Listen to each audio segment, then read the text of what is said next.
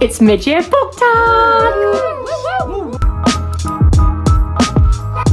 Hi, I'm Georgia. Welcome back. Today we are doing mid-year book tag, which I've never done a book tag before, but I'm a bit strapped for time this week and I just thought, what's something fun that I can get out? And Larryreads saved the day. She posted her mid-year book tag and said she would put all the questions in the comments if anyone else fancied doing it. And I thought, perfect, that's what we're gonna do. And actually, it's fallen at a great time because I have just found my new Roman Empire God tier series that I can't shut up about. So that is going to probably work its way into quite a few questions, but I am going to adopt the rule that Larryreads goes by, that you can only use one book once. So although I might try and mention this book several times, I will stop myself and give you an actual book and answer. But I've wrote them all down, my answers, in my little cute notebook. So I will also drop all the questions in the description comment in case any of you guys want to have a go at doing your mid-year book tag. I can't believe we're mid-year already. OMG. Like, I actually find that so crazy. And I think I've read like 80 something books. I don't know how that's happened. I've clearly had some very good months and I have been on holiday, but I fear I'm entering a slump now because of how good this series that I am reading is. So let's get into it, because the first question is the best book I have read in 2026 so far is, drum roll please, Red Rising. And I've not even finished it. That's how good it is. I'm halfway and it's the best thing I've read in, not even just in 2026, but in my entire life. I just fear Pierce Brown was born to be an author. I've never read anything like this. The emotions I felt in the first 60 pages is more than I've given any book ever in my entire life. I spent days crying over this. Every time I now pick this book up, I cry, which I'm doing it as like a reading challenge on TikTok. So I'm reading maybe 40, 50 pages at a time and I'm sobbing every single time.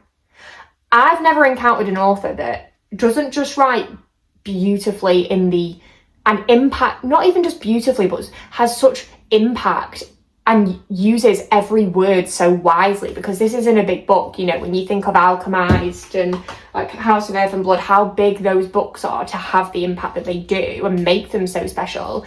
And Pierce is there with like a 300 and something page book, but he just picks every word perfectly, that even in the small moments, I have felt so impacted by this book, because everything that's said in the small moments then bleeds into the big moments to make them so much more impactful. It's so clever.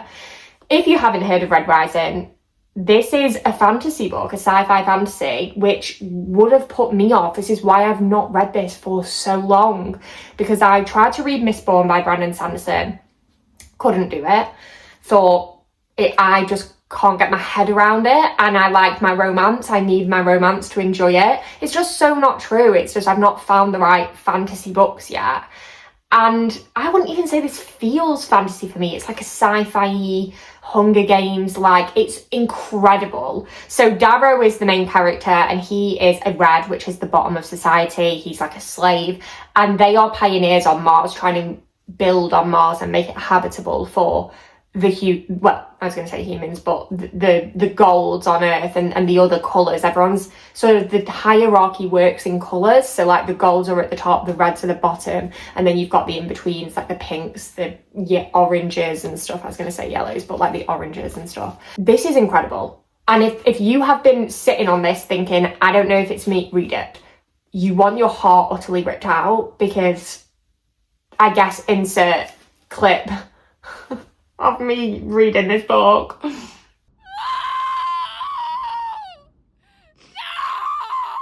Then yeah, go and enjoy this, I say. But apparently the series gets worse, like it gets better, but like so much emotionally worse that people are like, I think, scared for me on TikTok. They're like, girl, this is like the lightest one.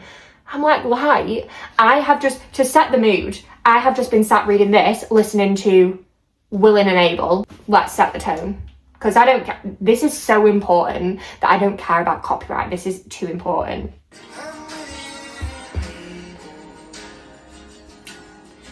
You wanna get this rock around, I'll stay here too long.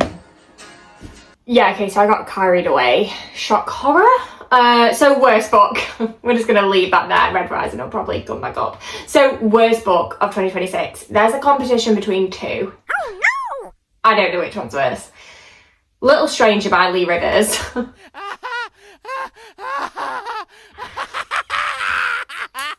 This is partly on me because I should have read what this was about, because it's probably a no-goer from the start, because it's taboo dark romance. I can do dark romance, but not taboo, because I don't know, it just feels wrong. This is foster siblings, but from when they're children. No. I think she's like 6 or 7. I don't care enough to really remember the exact age, but she is like 6 or 7. Weird. Not for me. If you like that, good for you, but I can't back it. And then the problem I also had with this is, where was the plot? It was just like, why is it spicy all the time? And fair enough, we get that spice, good for you, but where's the plot? And Lee Rivers is like a god in terms of dark romance for me. Edge of Darkness trilogy is my god tier favourite ever. Nothing compares. So I think I just expected so much. I also read it rather than audiobooked it. I have heard the audiobook is better, like done quite well. I think the voice actor's meant to be quite good at it, and I've heard snippets that sounded creepy, so that probably did improve people's experience of it. But for me personally, I didn't get any explanations for why people were behaving like this. The staircase scene, I've done dark romance. That was too much for my little heart to take. I was tap, move on. I didn't witness that. Yeah, not for me. So that's a big no-no. Also, just don't like spiders, so I think struggled to relate with the cover and everything like that. That was a huge no. I also read Hollow Heathens. Don't know why, but this was just the most boring thing I think I've ever read in my life. Like, Please, no. I was like, not interested at all. I just didn't care for anything that happened at all. Like, I don't know what I can't put into words. And to even try and tell you about it, like Little Stranger, I'm just like, step siblings, foster siblings, young, spicy, there you go. But this, I'm like, she goes back because she gets like a letter, I think, to this town that's really weird and eerie, and I think there's like witch stuff going on. Look, I don't care, unfortunately, enough to like tell you about it. Go and have a look at it. I don't know. It's like a small town cult feeling book, but I just didn't care for anything. I was like, what's going on? Where's the plot? I don't know. And like, they're trying to keep them away from each other. Terrible. Sorry, terrible. Not for me. If you like that, good for you. A lot of people do like that book, I think. Not for me. No. The best sequel that I've read in 2026. Now, there's a story behind this one, because Daddy Cade saved the day with Heartless. So this is the Chestnut Spring series by Elsie Silver. I read Flawless last year, hated it, don't even want the physical book, but it would upset me to not have the set, except I've lent them out at the moment, so we haven't got the rest. Yeah, I hated that. I don't know, I didn't hate it, it was maybe like a 2.753, but everyone screams about it, and I was just like, what we bothered about here? He was too daredevil for me. He was like a bull rider. I just didn't care for it. A womanizer bull rider is just not a bit of me. Single Dad and Nanny. Oh, yeah. Oh, yes. And I wanted to be Willa's best friend. Like, she was so sassy. I was thinking, am I even cool enough to be your best friend? And then, yeah, Daddy Cade served. Like, there's something about a man that doesn't think that he deserves good things in life and is the protector and has his act together all the time. And, yeah, this really hit for me. I was up late reading this one. This was so good. This and Hopeless were my favourite in the entire series. I know everyone says Reckless is also one of the favourites, but Hopeless, like, give me a war hero with PTSD as well. Stunning. And like the town underdog, yeah. That one and Heartless are my favourites in the Chestnut Spring. So yes, Daddy Cade. Love that man. The worst sequel. Strong and Wild by Sloane St. James. This is in the Lake Hockey series, is that right? Yeah, the Lakes Hockey series. I loved book one. I can't remember what it's called actually. I'll insert it. But the first one was really interesting. It was kind of like a bit of a mystery merged with like a sports romance. So I found that really interesting. It's different. It's like a girl her life's a bit of a lie, and then she finds out when her mother passes and goes to get answers and uncover it, and she has a one-night stand, and then it turns out that this person isn't going away. And it's so good. So then I went into this one, and this was like, off memory, it was like an OnlyFans with like a sports star, but he didn't know. I just found the MMC quite demeaning.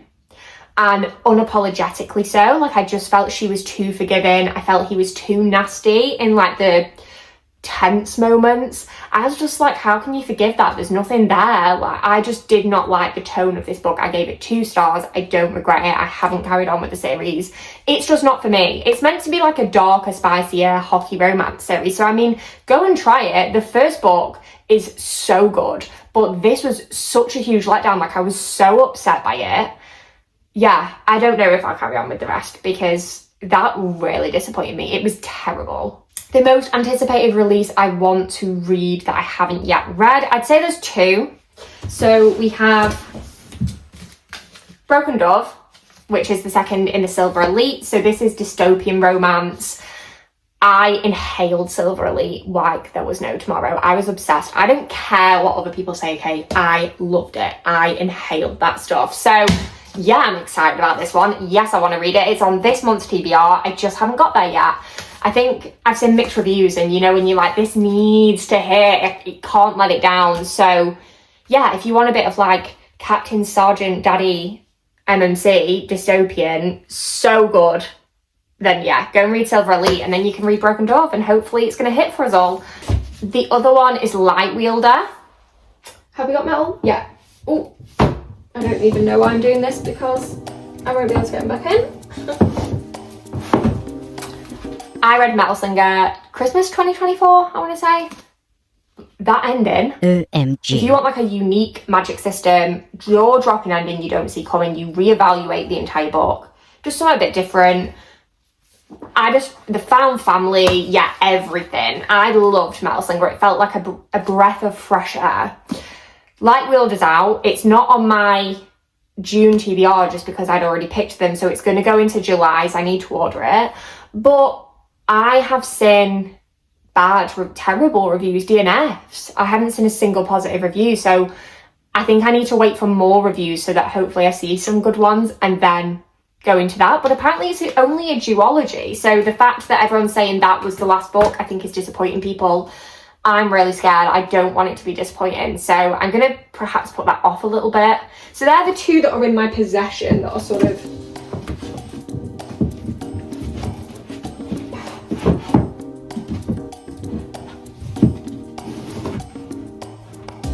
I need a bigger bookshelf, that's what I'm getting from this. Ugh. Yeah, so I've heard bad reviews on both of them. But then I heard bad reviews on Furybound, and I really enjoyed that. So I'm not going to care what the public think until I've made my own opinion. But it just makes me put them off. I don't know. Most anticipated.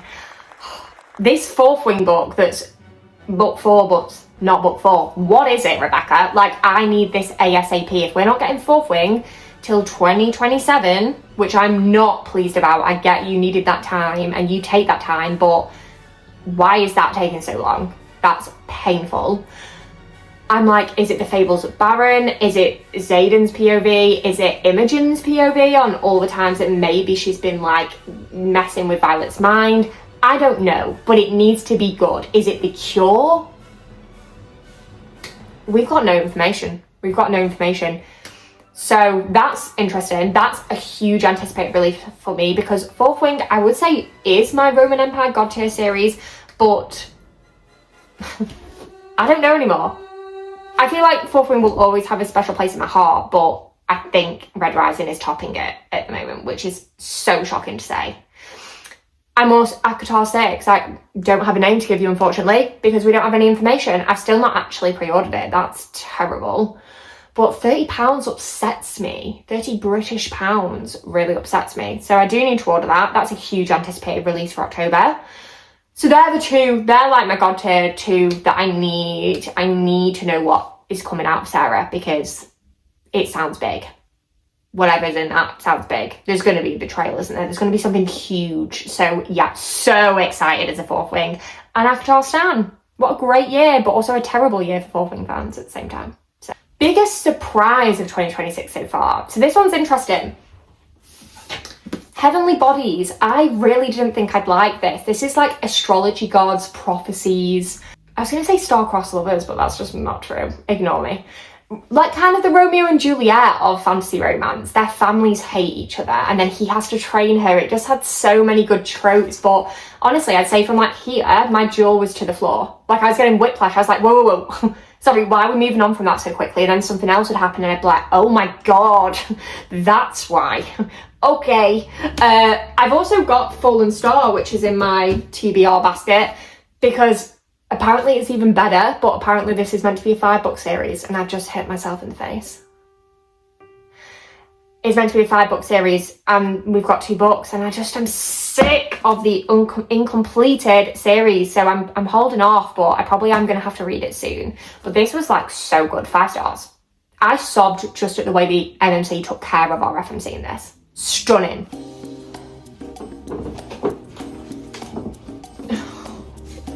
Oh guys, it's all, the TBR jar's falling apart. Oh my God.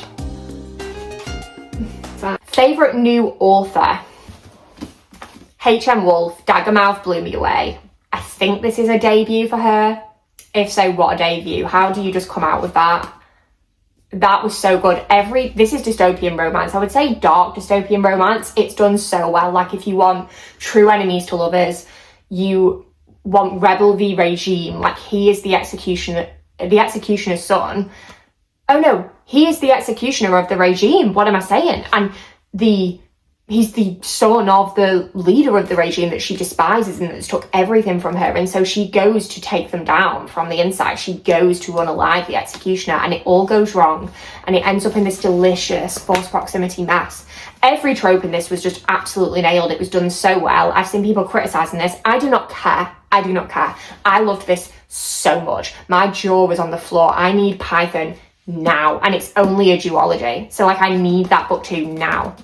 Stunning. What a great debut. Like incredible. My newest fictional crush is probably, actually I'm not getting it back out because it's stressing me out, is probably Grayson. So he is from Dagmouth. I know I said I didn't do new ones, but it's like him and Darrow from Red Rising. They're like my men at the moment.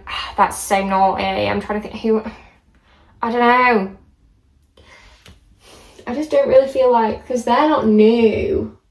Yeah, I do think it has to be Darrow or Grayson because I just love fighters. Like they're such fightermen that I just love it. I just think it's sexy. So there you go. Breaking my own rules, but sorry. Books that made me cry. How long do you have? I am an emotional wreck. I think I meant to say wreck and mess then, but I am an empath. So like, I feel like it's a hard time to be a reader as an empath. If you want the book officially that has made me sob more than any book in my entire life, it's Red Rising, and I've not finished it, but I can't say Red Rising because I do need to try and stick to the rules. So we will go with, today's going great, A Love Letter to Whiskey.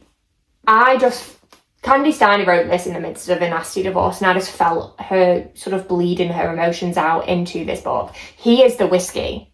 It's a love letter to whiskey. He is the whiskey, and it's like the chapter names are like First Drop, Relapse, First Sip.